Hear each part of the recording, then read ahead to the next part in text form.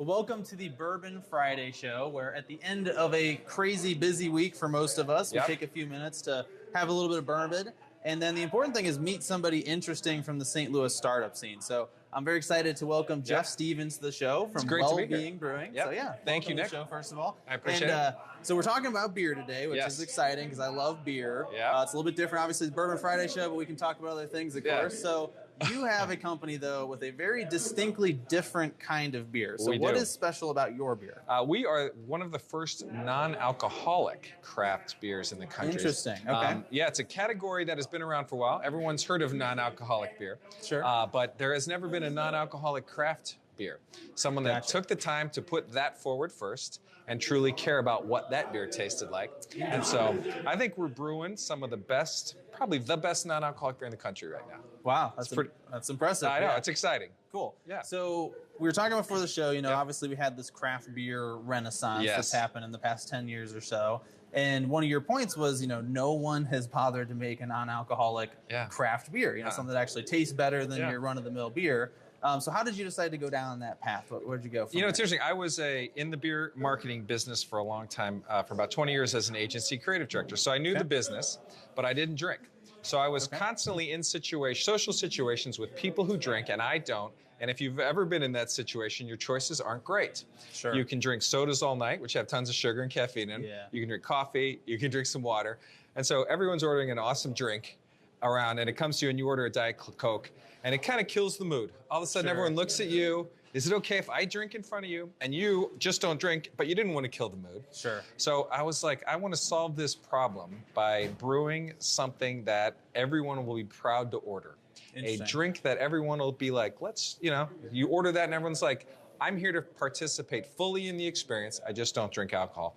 So that's kind of where this started, is there's just nothing for people who don't drink alcohol. That's interesting, and I actually really had never thought about that, right? Yeah. It's like, it must feel awkward as, four people order a craft beer, and it's like, I'll take a Coke or something, right? So tell us about the beer that you're making so far. What kind? I mean, there's lots of kinds of craft beer, right? So what are you making currently? So because I was a lifelong non-alcoholic drinker, and this craft beer revolution happened, to me it was important to kind of start where craft beer started and start down the styles and bring the non-alcoholic audience along to me. So we wanted to start with some beer that we could succeed at. So our first beer out of the gate was a Heavenly Body Golden Wheat. Okay. So it's a golden wheat beer, and if you like beer, a wheat beer is a very good beer to start with. Sure, it's, of course, It tastes, this one's very crisp, very dry, fully blended.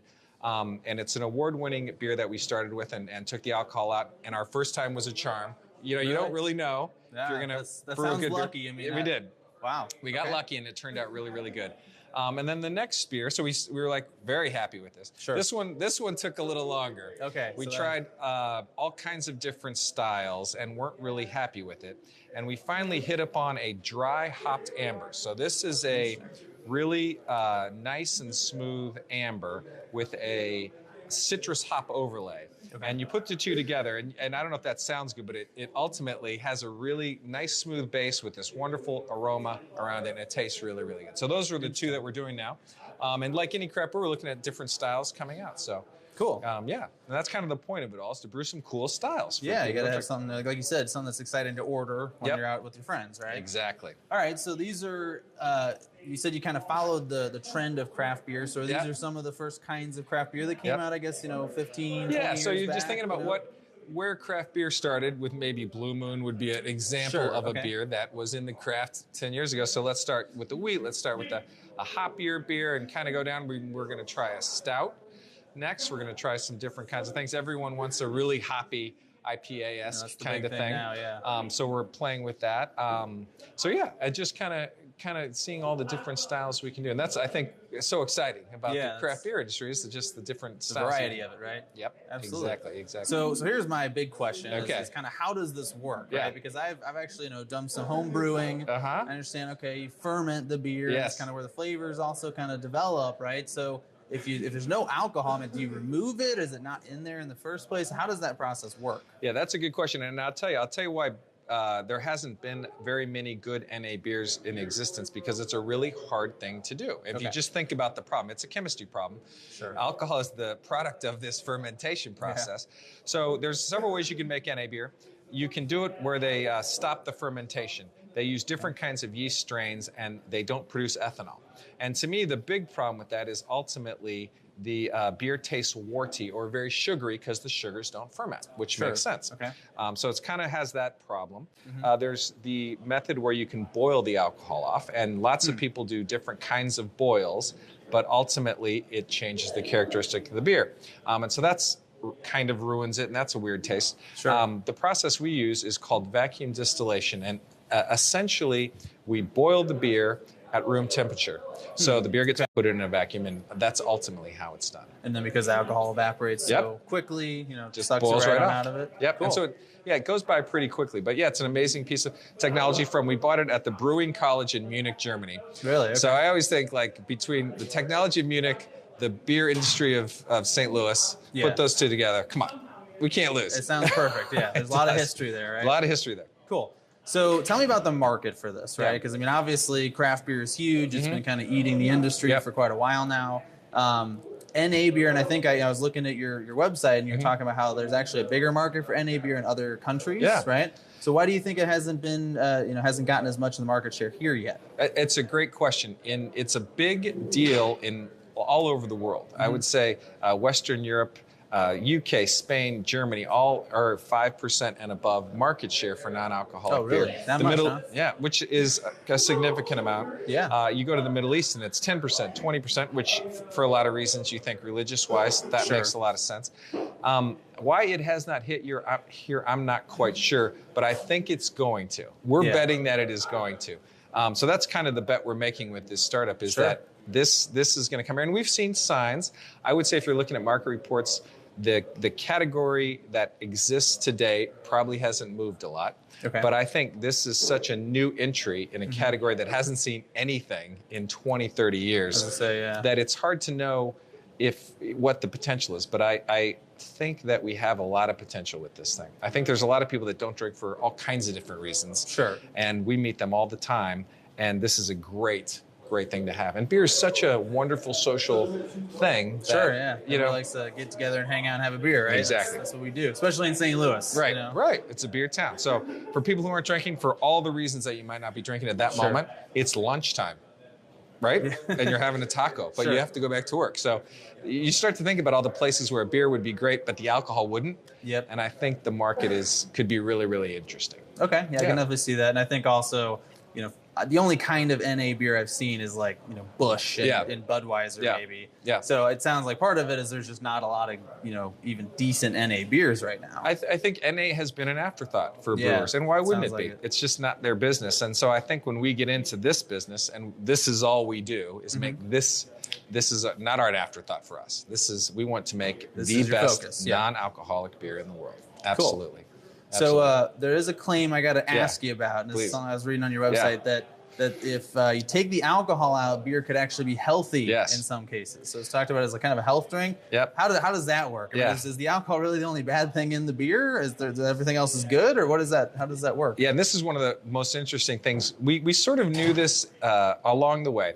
So to me, we have a logo. It's got 3 swirls on it. We can post it, but it's mind, body, and spirit. When you take the alcohol out of beer, obviously your mind is enhanced because you're not dulling it down with alcohol. So that's one thing. The body is really interesting.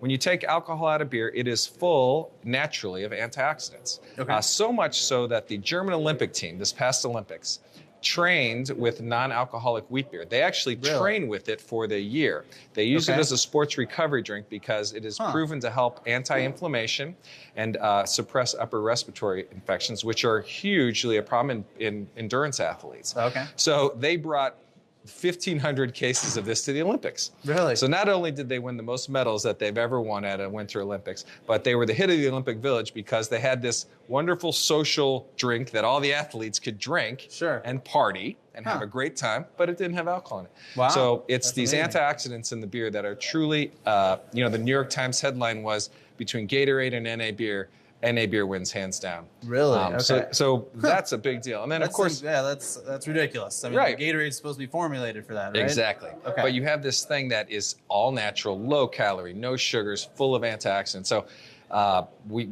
it's the world's healthiest beer. It's interesting. So that, yeah, I didn't think about that. So calories, obviously a lot of the calories in a typical beer come from the alcohol, right? Yep. So how many calories are we talking about in a typical WellBeing? So our heavier, darker beer has 80 calories, which of course is much lighter than any light beer. Sure. And this, our lighter beer has 68 calories. So wow, okay. Between the two of them, it's a very low these aren't Budweisers. These are actual craft beers with some flavor to them, right? Exactly. And so there's a lot of flavor versus a light lager, a light beer, Michelob Ultra, Bud Light, Budweiser. You'll find tons and tons of flavor in these with, a third of the calories or 2/3 of the calories. It's interesting. Yeah, it's really, really good. Cool. So tell me a little bit more about the company itself, right? So you bought this sounds like expensive piece of equipment from manufacturing, Germany. right? Okay. Are you making the beer yourself? Where do the recipes come from? Tell me about the operations a little bit. Yeah, so I didn't know how to brew beer. I was a beer marketer, but I knew a lot of friends who knew how to brew beer. Okay. Like home brewing, or are they from the they were all industry? They're from the industry. So I had a lot of clients at Anheuser-Busch. When AB got sold, they all kind of scatter, and they turn out that they're all at their own breweries, or some of them. So they all opened all these microbreweries all over. Exactly. Right? So one of them, Jim Gorsica, who is the president and CEO of O'Fallon Brewery, bought that in, I don't know, 7 years ago, maybe 7 years ago. It's been around for 20 years. So he was one of the people that I went to with this idea, and they are a strategic partner of ours. Okay. So we basically contract brew out there. So they brew our beer for us, and they have a track record and recipe library of hundreds and hundreds of beer and 20 years in business. Wow. And we just figured out how to take the alcohol out of finished craft beer. So that's kind of how that works. And then they have, we can package out there and all that stuff. So that's. So is this are these O'Fallon's recipes, or did you develop separate recipes? This was a O'Fallon recipe that they've had for 20 years. One of their first beers. So we were all we all love this because this has just been around and won lots of awards over time, and they use it. It's a great great beer. Okay. This one is a custom recipe. We played with a lot of stuff and ultimately got it there. And I think, to be interesting, I think, you just kind of figure out what the process does to different styles and different hop choices. Sure. And you kind of got to play with it. So we'll start with some of their recipes and just see how they all taste. Yeah, they start with the beer that you already know tastes good instead of getting too creative. You may have to dial the bitterness back or use different hops, which is ultimately what we did with the Hellraiser. Oh, really? Okay. Yeah. So how do you, so obviously it sounds like different varieties of beer end up, some are easier than others to work with. I mean, why would that happen? Are there certain hops or something that react differently to this process? Yeah, I think when you take alcohol out of beer, it's going to change the taste of the beer. Sure. And what we've found in general is the beer will get more bitter. So just as a general rule, once you remove the alcohol, so you have to kind of think about that as you plan for beer going into it. And that's probably the big macro change that happens. And then the rest is just stylistically what you want: citrus hops, different kinds of flavors, all that kind of stuff. So cool. And it's so if you drink a lot of beer, and I'm sure with bourbon, the wine, beer, it is so subjective. It is a you know what I'm saying? Yeah, everybody has a different taste. Everybody, right? And it's every day we get. I love this. I don't like this. I love this. I don't like this. And you just hear it across the board, I'm sure, with everything. Yeah. Like that. So that's, I think, the fun of it is to try to brew beer that you love. Sure. And that you want to share. Right? Yeah. So that's kind of it. All right. So if somebody wants to get some, is it for sale currently? It is for sale. Okay. It is for sale at most Schnucks, most Deerbergs, Fields Foods, the Hop Shop. And if you go to our website, wellbeingbrewing.com, it says where to buy our craft beer. It's got all the places in and around town you can buy it. But we're pretty widely available around it sounds like the city and county. Is this because you had connections there already, or how'd you get into so many stores so fast? We were fortunate enough to work with some great distributors right out of the gate. Through O'Fallon, they introduced us to Grey Eagle, and I sort of knew some people out there, just having worked on the brewery marketing for a long time. I'm sure you met all the people in the industry at the time. Yeah, so you just sort of get that going. But I think for even the distributors could see some potential. And that was great for us. We had a pretty easier path to get to St. Louis. Sure. Just right out of the gate. So that was great. Well, you picked the right industry, obviously, based on your background to get into, right? Right. Exactly. I had like two skill sets: net drinking and beer marketing. There you go. Right. Perfect. Put them together. It's the way to start a business. That's right. Work with what you know. That's right. Well, I've got a couple cans. I got to try it, right? Yes. So we got to give it a go all right. here. Do you want to try? Are you a dark beer fan or a? Light beer fan, or does it matter? You can try them both. We're gonna do them both. Let's try them both. You know, okay. let's give it a whirl. Let's start with the. I was gonna say I will drink almost any kind of beer. So. Oh, good. You know, it's funny, and I was such a beer drinker, and then I quit drinking, and so I love drinking even bad NA beer. To me, it's still great. And now that we make good NA beer, I'm so excited to have this in my life. Wow. Okay, that's good. Yeah. Yeah. Good. That is. I mean, that's remarkable. Yeah. It's like you can tell the alcohol's not there. Yeah. Maybe. Yeah. But that's. Tastes like a beer. Tastes like a beer. Normal beer. Yeah, right. That's okay. I can see where the market for this is. For sure. Yeah. And plus, I'm thinking like if I just went for a run and I could come home and drink this, like that's gonna feel a lot better. Yeah. We get that all the time. It's a great post-workout drink. It's a great post-workout drink. Yeah. Okay. Because you want the beer, you don't want the alcohol right after workout, right? I know. Yeah. It is actually like refreshing. I mean, you know, I would say any beer is a little refreshing, which is the whole point of it. Yep. But yeah, that's wow. Okay. Yeah, that's great with a piece of fruit too. It cries out for citrus. I think it's so good. Yeah, that's great. Okay. And then this is. So this was the first one you made. That's right? the first one, the Heavenly Body. I can see why you went with that one first. Yeah, absolutely. Yeah, right. Just make something that is approachable and delicious. Okay, this one I can tell definitely smells a lot different from the first. So tell me about it as I'm trying it here. Okay, so yeah, this is the dark amber. I think what you'll smell is a lot of the citrus hops on top of it. Oh yeah, okay. And then I think when you taste it, I think that dark amber comes through almost like a real deep blueberry or something. Ooh, is there? Okay, that's you know, and then there's tasting some fruitiness. For yes, sure. Yeah. Yes, there's definitely some fruitiness in that beer. Okay. Yeah, I like that. So it's got that like fruity aftertaste to it. Yeah. Yeah. And so I think that just has kind of a craftier, more complex. Mm-hmm. But yeah, I think it was something we wanted to prove we can brew a good craft beer with a lot of hop. Yeah, characters. That's a lot of flavor. I mean, I can understand. You're talking about the one version where they don't actually ferment it and it ends up really sweet. Yep. You know, Yep. I mean, these you can really tell have been through the whole process. Yes. So. And you will taste, once you taste this and then you go back and taste the other NAs, it tastes like somebody put a teaspoon of sugar in them. They just are so sweet because they never fermented. And and that's the part that I think, just kind of ruins the whole thing. But yeah, these are really, really good. These are good, So if you're into NA beer, I mean, even if you're not, I mean, like I said, I would love to be able to have a beer after working out. Yeah. You know? I mean, I work out in the morning. I think I can come home and have a beer after that. Right. There you go. Get some weird looks probably, but go for it. So we're going to go ahead and bring our favorite person, Eric, the founder of Bourbon Friday himself, on the show here. Hello, Eric. Hello. Eric is going to tell us a little bit about our bourbon. I mean, obviously, it kind of clashes with the theme today. It did. I mean, it's a beer and a bump, though, right? Yeah, that's what you have. There you go. Exactly. So yeah, of course. Like, how do you relate bourbon to a NA beer product? So that's funny. But the way I started thinking about this is, how about people that are in the industry that didn't start in that industry? So you were a creative director and now you're making beer. Yep. Well, these two guys, they're from LeClaire, Iowa. Yep. I'm from Iowa. Okay. Rivertown. Yep. Just like St. Louis too. Yep. That is called Cody Road. Yep. Named after Buffalo Bill. Bill. Yep. And so they decided that they wanted to do something they love. These were two brothers, and one is a meteorologist and one was a civil engineer. Okay. And they just decided they put together a plan, put together a business plan. They went out there. Once a bank said, I think we could loan you some money for that. Yep. They went ahead and did it. They were down. Yeah.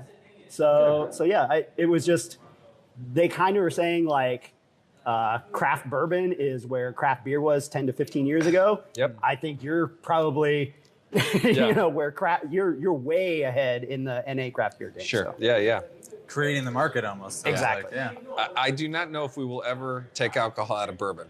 I don't think so. That's a different trick. Yeah, I don't know what that would taste like. No. Yeah, that accounts for a lot of the taste. That's right. Yeah. That's liquor, right. That's funny. Well, so the last thing we want to do here today is we got a few minutes left, and we wanted to talk about another aspect of your business, which I think is really interesting, and that's that you are the first company on the invested platform here in St. Louis, right? Mm-hmm. And this is crowdfunding. But I mean, most people think of Kickstarter when they hear crowdfunding, right? Which is buying the products ahead of time. But that's not how this works, right? No. So tell us about what is invested and how did you decide to be the first company on there? Yeah. So you guys are in this scene in St. Louis, and you're here every day, and you're at T-Rex and CIC, and you meet all these businesses. And one of the biggest problems that a startup has is at some points, there's a cash gap, right? Yeah. And everybody, especially in this town, faces it. And everyone said, you're going to face this. And we are facing this. Yeah. And so the St. Louis Economic Development Council decided that one of the ways they could solve this was starting a St. Louis-centric crowdfunding portal where the citizens of the city and the community could get behind businesses in town. And if you think about what that is, that ultimately means is literally you are putting money back into the city to create jobs, to create businesses, to literally raise the place where you live. Sure. And that's, to me, a powerful idea. So I had seen this portal talked about and developed, and ultimately, once they got it to the point where they were ready to launch it, to us as a brewery, it made so much sense, not only as an innovative product, but I love this idea of allowing people to own a piece of the business that they partake in the sense of they're in town, they have a stake in its success, and we get feedback instantly from consumers and customers, and not only if they love the beer, but then they become investors. So there's this great symbiotic relationship where I think we can make better products, and I think people who live here that have a stake in our success will help us along. Sure. So that's why we did it. Let's just see it. And it's one of those things where they're launching this portal. We're launching a crowdfunding campaign. But we are halfway to our number. We just are a little over halfway to our number. Oh, wow. We've got 30 days left approximately 30 days left to get it to the number that we want, 125,000. So if you're out there and you want to own a little piece of your local brewery, this is a great opportunity to do it. That's awesome. Yeah. Yep. So how much are you, I guess, offering of the business? Yep. How can I buy a piece? Yeah. You know? So here's how it works. Depending on how you're set up, it'll make your offering easier. If you're this kind of corporation, you should do this because it's easier. If you're this kind of corporation, the easiest thing for us to offer was a thing called a convertible debt note. Okay. So these are pretty common. And basically what it is you're loaning the company money for a certain amount of time with a certain amount of interest rate. And after that time, the money converts into stock. Sure. So ours is a note that we're offering for a 6% annual return. And in 5 years, it converts into stock. But if we sell or anything happens between them, there's all these events that it can convert immediately. Okay. So essentially, you're owning us money. You're loaning us money. Yeah. We pay 6% annually, and then it converts into stock. Is what we're offering. We're trying to raise $125,000, and that was the best way for us to offer. The best thing we could offer given our corporate structure, if that makes sense. Sure. And everyone has slightly different things that they can look at. Well, and I think that's what's interesting is, Kickstarter, you're buying product ahead of time. Product. Right? Yep. This you're sounds like loaning money and then also potentially buying a piece of the company. Yep. And then the third one, which I've been seeing a lot of news about, and Eric, I don't know if you know much about this, but initial coin offerings, ICOs is kind of a new way of raising money. I don't know much about it, but basically it's any kind of service-based industry you might be able to buy credits in that service. That's kind of the idea there. Sure. Okay. So that gives us something for a service-based business. So what do you guys think? Is this the future of how companies are funded? Obviously we're getting more and more kind of opportunities or ways to do it. Is this a threat to traditional venture capital? Were you considering venture capital if we had the option? We were, and talked to a lot of venture capitalists. I think I think it is I think the more money in St. Louis, the better. Of course, yeah. Right? At the end of the day, the more people who are in the market here, the better these startups can find. You can find hits, right? And that's what you're looking for. Yeah. I think just like any investment, it's a high risk. You should make sure you can lose the money. Yeah. Just like anything. Sure. It's don't put your last penny into. Oh, yes.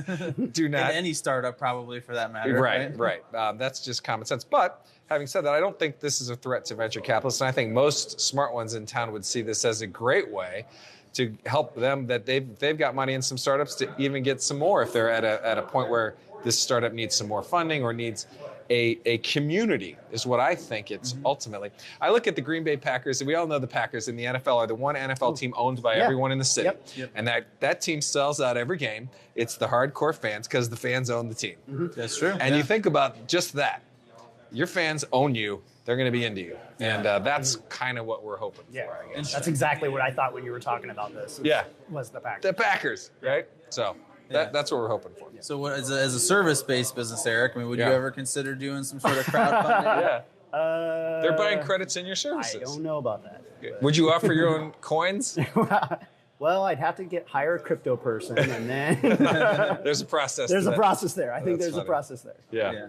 That's interesting. I mean, the Packers is an interesting analogy, because I think that's, and I wasn't thinking of the Packers in particular, but as you were talking about this, thinking about the difference between kind of the Kickstarter model of just pre-buying the product, and then a lot of times having a frustration or disappointment when it comes out and it's not quite as good as you wanted, versus buying a piece of the business, right? Because in that case, you're a lot more, I would assume, forgiving about road bumps, and obviously the first product's probably not going to be perfect, right? And, so I would think this makes maybe a stronger community than you would get from like Kickstarter. I don't know if you guys agree with that, or I think if you have a little stake, a little skin in the game, right? I would think so. Yeah, and I think you're more apt to help promote it and help give feedback too, right? Yeah, which is cool. So this is it's like there's no vowels, there's it's NVST and ED, right? Yeah, invested with us is the URL for the site, and check us out. Yes, we are campaigns live right now. So and we've just put up a bunch of perks. So we were like, we were doing well. We put up some perks. That's kind of kicked it off. So in addition to getting a piece of the company, you can get T-shirts, you can get free beer. We've got beer. Yeah, well, there you go. That's a nice perk. Yeah. So there's the perk. You can send it anywhere, right? Because there's no liquor That's right. That one on it. Exactly. So we are a non-alcoholic beer. We can ship anywhere in the country, right to your door. Very cool. So that's exciting. Cool. Yeah. Awesome. Well, if you want to get a piece of that, get on Invested. You're the only one there, right? We're the only one there. Right on the homepage, right? The first one to look at. And if you're a startup out there looking at it and want to talk to me, please do, or anybody thinking about getting on. I think it's a great thing if you're looking at raising some capital. Last question on that. Is it just for St. Louis companies invested? Or it is. You have to have a connection to St. Louis region. Okay, in some way. It's a pretty big region. Yeah. That's true. Yeah, but in some way. Yeah, in some way. All right. Well, we're going to go ahead and wrap things up here. We're running out of time. So, Eric, of course, thank you for joining us as always. Jeff, thanks for joining us on the show today. Thank you, Nick. I appreciate it. Had a great time. I'm going to drink the rest of this beer here in just a second. It's delicious stuff. Go pick some of that up. I would like to really quickly thank Victor from EQ for running the stream for us today. Thanks, Victor. The last second for us. Yep. And thank you to T-Rex for hosting it. I'm Nick Niehaus from Connect Marketing, the host every week. I'd like to thank you for watching, and if you would like to tune in again, we are always live 4:30 here at T-Rex for the Bourbon Friday show. We're going to wrap things up to get to the actual Bourbon Friday event. All right. But thanks for watching.